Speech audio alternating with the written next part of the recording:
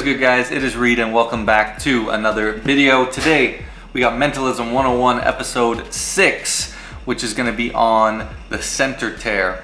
Now if you don't know what the center tear is, it is an incredibly useful, diverse peaking method that we're going to be going over. It's one of the first real Mentalism 101 episodes where we're diving into some more method-driven content rather than theoretical stuff, but both are equally important. If you haven't seen the previous episodes of Mentalism 101, I would highly recommend you start there and work through the series. The goal of this series is to just take you from a beginner to a great mentalist and kind of working through along with each of these episodes. Someone recently asked me in a comment, how many episodes is this series going to be? And the answer is, I don't know. As many as I want it to be, as many as I think it needs, but ultimately I have 15 plus episodes already planned out, so there'll be at least 15 to come, but probably lots more. We are on episode 6, and let's not take too much more time. Let's dive right in. As always, if you want to check out some private lessons, you can at the link below. We've got a great sale going on right now, and if you want to see more videos like this, don't forget to hit that subscribe and that notification bell. So guys, without any further ado, let's jump right into Mentalism 101, episode 6 on the center tear. So what is the center tear? The center tear is a method to obtain a piece of information that someone is thinking of through a peak. Now, it uses a very neat sort of justified process where you're tearing up the billet that they've written on, and as you're tearing it, you can hold out a piece of the billet that has their information on it, and you can gain that information secretly in a peak. Very useful for gaining information. It can be used for all kinds of different effects, whether it's name divinations, drawing duplications, or literally anything you want to know what someone's thinking of.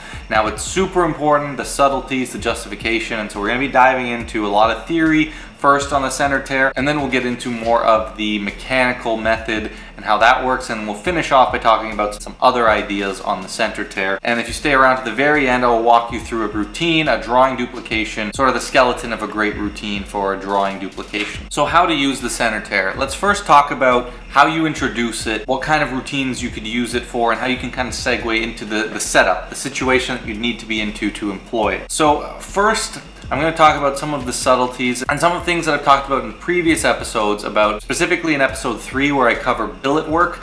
A lot of those same ideas are going to apply because a center tear is a method that involves a billet. Whatever it is that you're having them think of, I would highly recommend you start by sort of amping up that presentation, really taking them on a journey, before they get to that thought. So if it's a name you're having them think of, take them on a journey where they're going back and imagining a time, maybe a childhood friend, and they went on a trip, and think of that person with you and all the fun things you guys did together. Like, really walk them through and 30 seconds minimum before they think of something. Walk them through this story to make it seem like you're doing something important, adding credibility, and really painting that picture. Now, my key here is to not introduce the billets until very last minute and make them seem like an afterthought. So the billets are going to be away in your pocket, and you are just going to start, once they have this thing in mind or this drawing in mind, whatever it is, you're going to start trying to pick up on what it is. And how we do that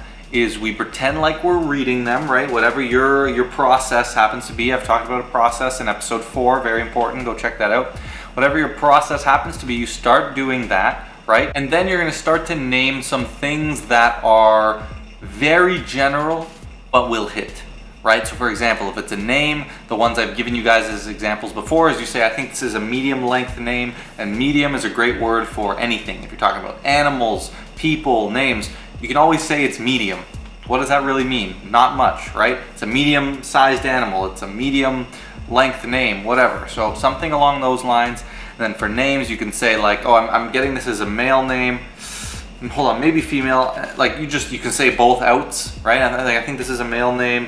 Could be female, but it's definitely like a medium. Somewhere it's like a medium-length name. So you're making it really feel like you're reading them by giving out extremely broad things that seem kind of specific. So for an animal, you could just guess a mammal, right? That's a very likely hit. And even if it's not a hit, you don't give them a time to respond. You're just saying these things. You're moving on. You're not asking them for a response. You can even tell them, don't tell me anything. You don't have to say yes or no. I'm just going to tell you what I'm feeling. So now it feels like you're actually reading them. So the billets don't matter when you bring them in later. Now we get into our justification. Why do we use the billet? They're a visual learner, so we need them to visualize what it is they're thinking of. Do we want them to write it down so they can show other people what they're thinking of without having to say it out loud? Again, in my billets episode, I talk about all kinds of different justifications. Here are just a few to introduce that billet. Now, in terms of some of the technique, the principle relies on you forcing the middle of the billet. Okay, as long as you force the middle, the way the billet will be folded and ripped will keep that entire middle section intact so you can read or see what they've put in it. So first we need to talk about how you force the middle. So there's a couple different options. The easiest and the most surefire is to simply draw a circle on the middle of the billet and hand it to them. You can do it right as you're handing it to them and just say, here, I want you to just write it down right in that circle for me, or just draw it there for me, and you know, whatever you're thinking of.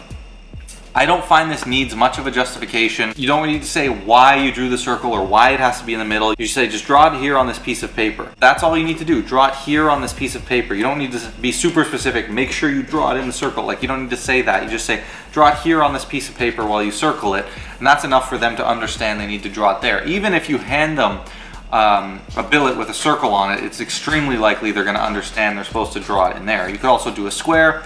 I generally do a circle. Now you can also, you know, be a bit more bold and use linguistic techniques where you don't draw anything on the billet, you hand them the billet and you say, just write what it is right on the middle of the page for me, or draw what it is right on the middle of the page for me, right?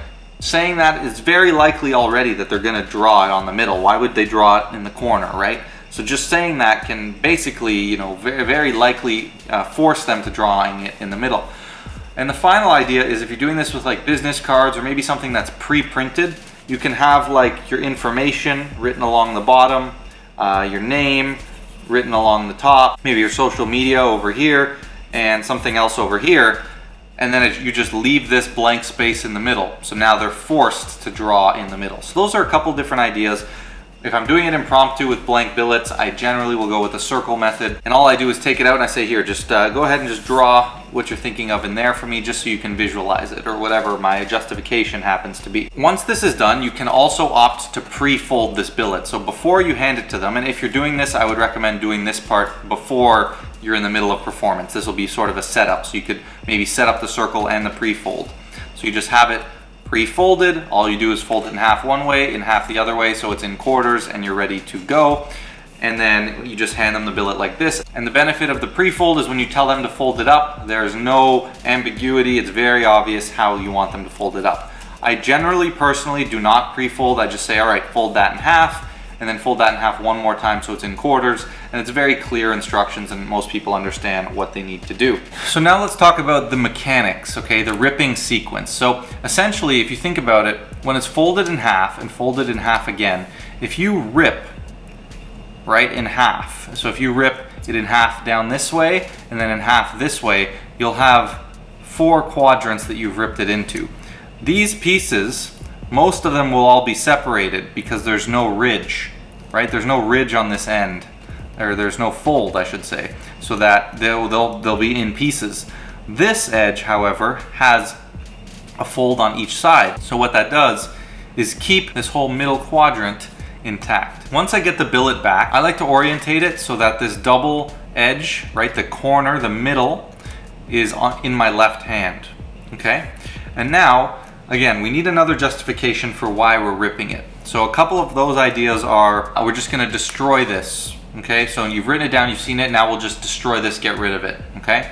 Or you can say, you know, I want you to, I'm gonna rip this up and I want you to hold it, squeeze it in your hand just so you can get a more sense of what it is you're thinking of, kind of feel the aura of it from this card. I prefer the first one, just saying, you know, we're gonna get rid of this now that they've seen it, now that they've visualized it, right?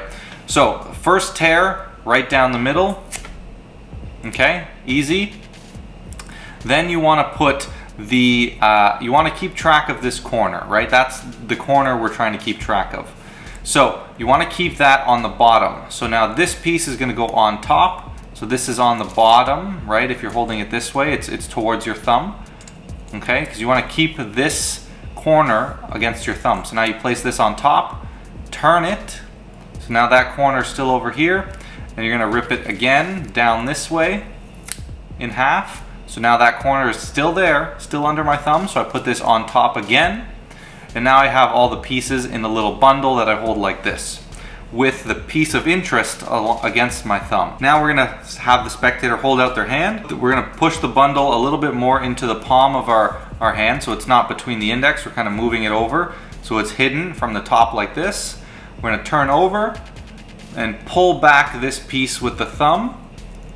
Okay, pull back the piece of interest while letting all the other pieces fall. So this is a very easy move. I turn my hand over, pull that piece into my hand, leave the other pieces to fall in their hand, and it looks like they have a bunch of pieces of torn up card while I've retained the piece of interest. Now, if we take a look at our piece of interest, if we unfold it, you'll see that it's a very large piece put together with basically the entire circle on it. So everything that they write or draw, we can now see. Now, how do we peek it? Well, there's several different options. You're gonna kind of be able to just hold it in a finger palm like this, right? You pull that piece back into your thumb and kind of orientate it, let the hand fall at your side, orientate it into a finger palm. Another thing to keep in mind, their drawing will no longer be on these pieces, so I like to have them close their hand or put their other hand on top around these pieces so that they can't go examining them too hard. So now this is in your hand, and it's very nice. Okay, all you need to do is use your thumb, when you have time, do this at your side, to flick up this portion, and then if you close your hand in like this, it'll open like kind of a book. You can stick your thumb in and pull the last piece open, and that's all hidden in your hand. So if you were burning my hand, of course you would see some movement as I flick it open, and then I pinch and the thumb is going to come in and pull this open. But again, this happens at your side, and there's other ways that you can do this peek, but I'll show you from the back. So I have this in palm, flick it up, thumb comes in at the top and pulls it open into my palm. Now the peeking moment can happen at a lot of different moments. Peter Turner has an idea where he holds his hands up near his head. You kind of like this, and you can have the piece in here and you're just kind of like this, and you're like pointing, the thing that mind readers do, they put their hands on their temples, and then you kind of point at their hand, and these are at your eye line. When I bring the camera back up, I'll show you, but this is right in your eye line, and you can just, it looks like you're looking into their eyes, but you can just see what you've written. You can simply just casually glance down at it as you're talking.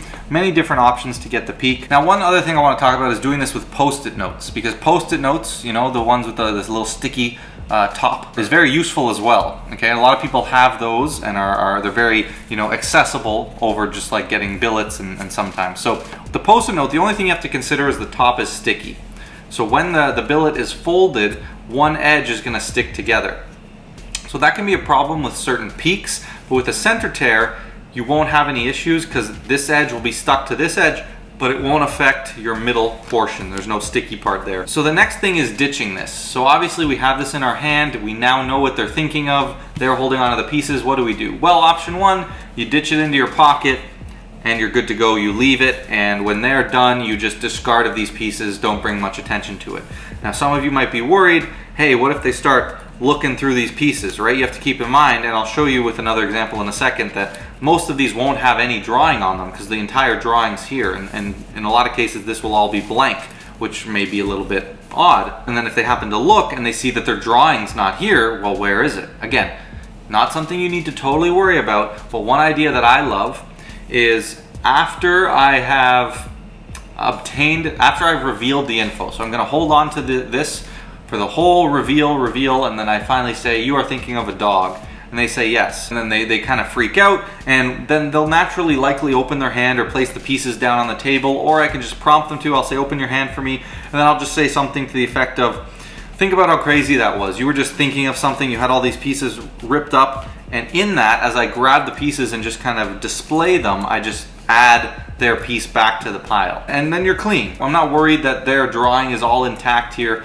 It's not something they're ever going to think about, and it leaves you totally clean and you're good to go. So those are my two favorite ways to kind of ditch this. So if we take a look at this from top to bottom, we would bring the billet out. We'd say, here, I just want you to draw something right here, or whatever you're thinking of. They're already thinking of it at this point. We've employed some of those subtleties. We have them draw something here, so now they're going to draw their object. You're going to say, all right, so just fold that in half for me and fold it in half again.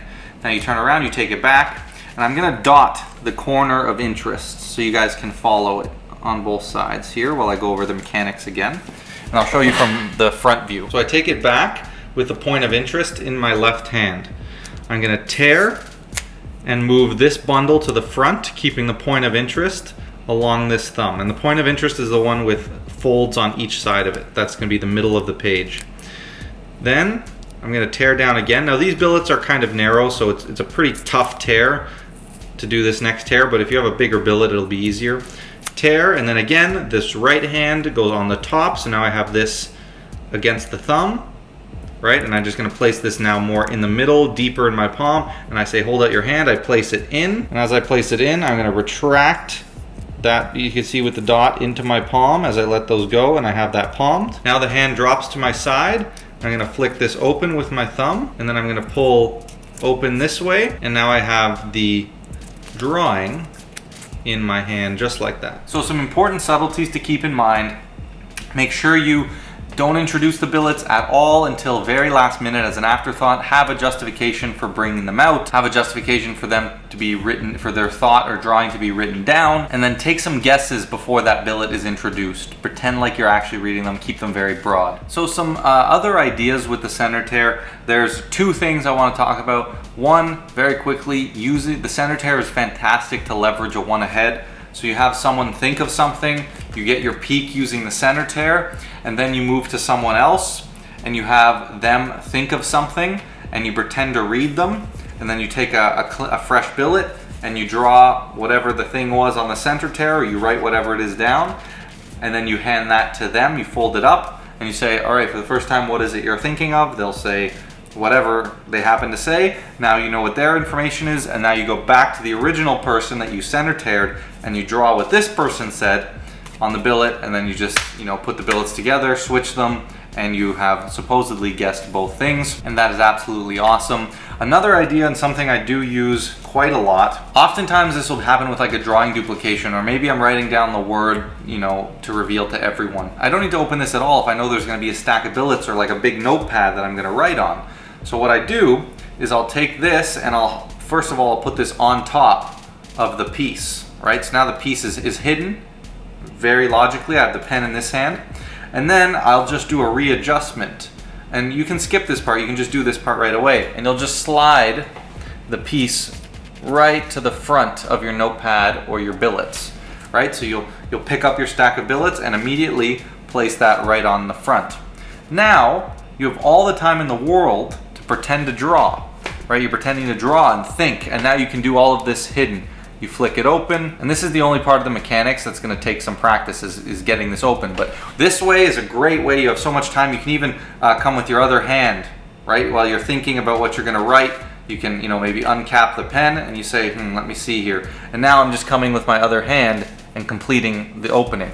Now I'm staring at it, and I can just pull it off to the side, right, down into here while I draw whatever it is or write whatever it is on the billet.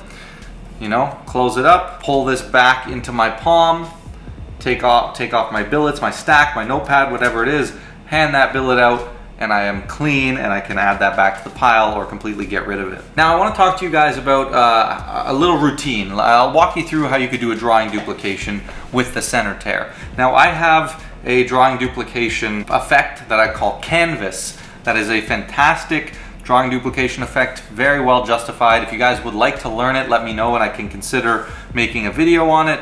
I'm not sure if I want to teach it yet, but if enough people want to, I definitely might. Canvas everything is so logical and justified, but I'm just going to walk you through how a drawing duplication could look doing this. So what I would do is I would start and I would come up with a bit of a story, have someone think of maybe being in school and their teacher draws an image on the board, or an object, some object, not too complicated, and I want them to imagine any object. What do they envision their teacher drawing? So keep that in their mind, okay? I would say, okay, focus on that object, imagine the color for me, okay? I feel like there's a bit of black in it, okay? Somewhere along either the bottom or the top, maybe around the middle, there's some black.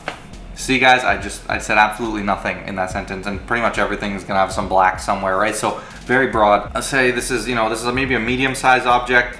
I think it might, you don't have to tell me if I'm right or wrong. Don't say anything, but I don't think it could fit in your hand. Maybe if it was its actual size, but I don't think it could. Like, again, I'm just saying gibberish, but it makes it feel like I'm reading them. Now I say, you know what? I think you're a visual learner, right? Or you're more of a visual, analytical type, and you know, with these kind of things, I like to have people really put themselves in that environment. So I want you to imagine you were the teacher drawing that thing for a second. So actually, here's what we'll do. I have this little piece of paper.